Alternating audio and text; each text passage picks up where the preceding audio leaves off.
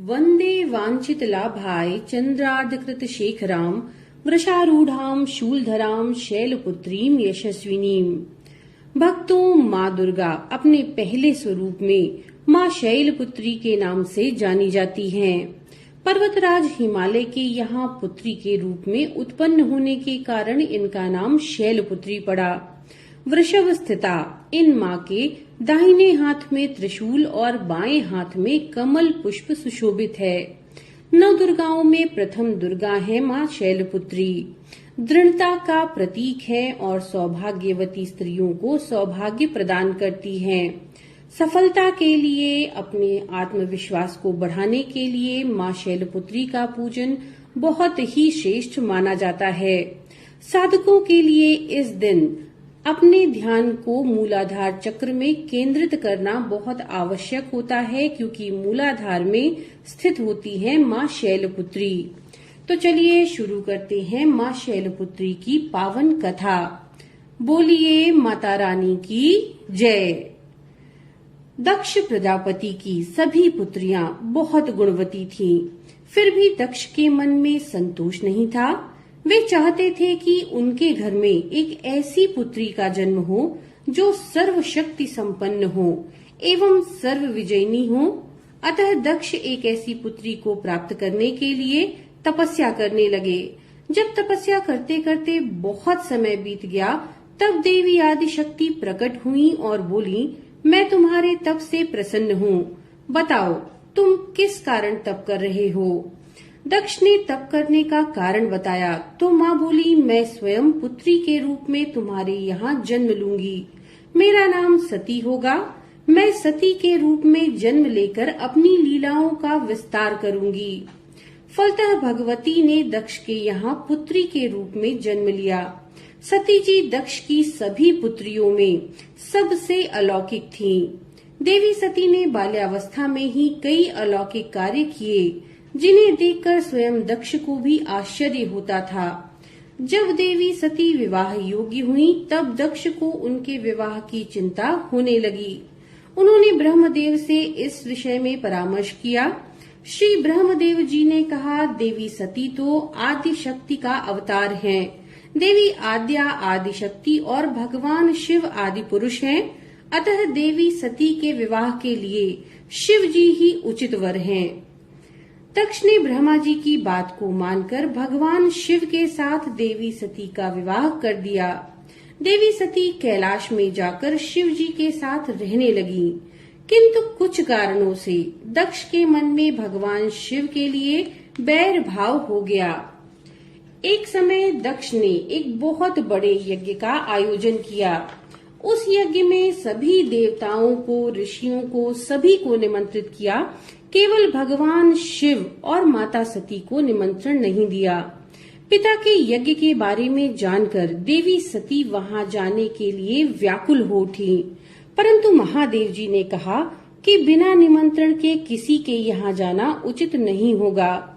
किंतु देवी सती की प्रबल इच्छा को देखकर भगवान ने उन्हें यज्ञ में जाने की अनुमति दे दी और उनके साथ अपने गण को भी भेज दिया। देवी सती जब अपने पिता के घर पहुंची तो वहां किसी ने भी उनसे प्रेम पूर्वक वार्तालाप नहीं की। दक्ष ने भी उनसे अपमानजनक बातें कही। पिता के अपमानजनक शब्द सुनकर देवी सती मौन रहीं। वे उस यज्ञ मंडप में गईं, जहां सभी देवी देवता, ऋषिगण आदि बैठे हुए थे। वहां उन्होंने सभी देवताओं का भाग देखा, परंतु भगवान शिव का भाग नहीं देखा। यह देखकर माता सती को बहुत दुख हुआ। वे अपने पिताजी से इसका कारण पूछती हैं, तो दक्ष ने बड़े गर्व से उन्हें उत्तर दिया, मैं तुम्हारे पति शिव को देवता नहीं समझता। वो तो भूतों के स्वामी हैं, नग्न रहने वाले हैं। वे भला देवताओं की पंक्ति में बैठने योग्य कैसे हैं? उन्हें कौन भाग देगा? ये सुनकर देवी सती का मुखमंडल क्रोध से लाल हो गया। वे पीड़ा से तिलमिलाने लगी और उन्होंने कहा, मैं इन शब्दों को भला कैसे सुन सकती हूँ? मुझे धिक्कार है। देवताओं, तुम्हें भी धिक्कार है जो तुमने भगवान शिव के विरुद्ध ऐसे शब्दों को श्रवण किया। जो मंगल के प्रतीक हैं और क्षण भर मात्र में संपूर्ण सृष्टि का विनाश करने में सामर्थ्य रखते हैं, वे मेरे स्वामी हैं। नारी के लिए अपने पति की निंदा सुनना घोर पाप होता है और इसके कारण उसे नरक में जाना पड़ता है। हे पृथ्वी सुनो, आकाश सुनो और देवताओं तुम भी सुनो। मेरे पिता ने मेरे स्वामी का अपमान किया है, अब एक क्षण भी मैं जीवित नहीं रहना चाहती। सती जी अपने कथन को समाप्त करते हुए यज्ञ कुंड में कूद पड़ी। यज्ञ की आहुतियों के साथ उनका शरीर भी जलने लगा। यज्ञ मंडप में हाहाकार मच गया। ऋषि व देवतागण उठ खड़े हुए।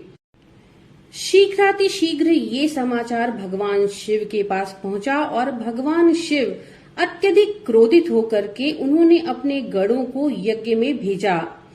उनके गढ़ों ने वहां पर आकर पूरे यज्ञ मंडप को विध्वंस कर दिया। सभी देवता ऋषिगण आदि वहां से भाग खड़े हुए। वीरभद्र ने देखते देखते दक्ष का सर काट दिया। भगवान शिव प्रचंड आंधी की भांति स्वयं भी वहां पर पहुंचे और देवी सती के जले हुए शरीर को देखकर भगवान शिव, जिन्होंने काम पर विजय प्राप्त कर ली है, उनका मन व्याकुल हो उठा। वे अपने आप को भूल गए, बेसुध हो गए और भगवान शिव ने देवी सती के जले हुए शरीर को अपने कंधे पर रख लिया। वे सभी दिशाओं में भ्रमण करने लगे। भगवान शिव व माता सती के इस अलौकिक प्रेम को देखकर पृथ्वी रुक गई, वायु थम गई, जल का प्रवाह तक रुक गया और रुक गई देवताओं की सांसें। सृष्टि व्याकुल हो उठी और सृष्टि के प्राणी पुकार करने लगे, त्राहिमाम त्राहिमाम, रक्षा करो रक्षा करो। सृष्टि के समक्ष घोर संकट देखकर सृष्टि के पालनहार भगवान विष्णु आगे बढ़े। उन्होंने अपने चक्र से देवी सती के अंगों को काट काट कर गिराने लगे। धरती पर 51 स्थानों पर देवी सती के वे कटे हुए अंग गिरे जहां पर शक्तिपीठों की स्थापना हुई। जब देवी सती के सभी अंग कटकर गिर गए तब भगवान शिव घोर समाधि में चले गए और सृष्टि का संचालन पुनः आरंभ हुआ। भक्तों, देवी सती ने ही अगले जन्म में शैलराज हिमालय की पुत्री के रूप में जन्म लिया और इस बार वो शैलपुत्री के नाम से विख्यात हुई। पार्वती, हेमवती भी उन्हीं के नाम हैं। उपनिषद की एक कथा के अनुसार इन्होंने हेमवती रूप से देवताओं का गर्वभंजन किया था।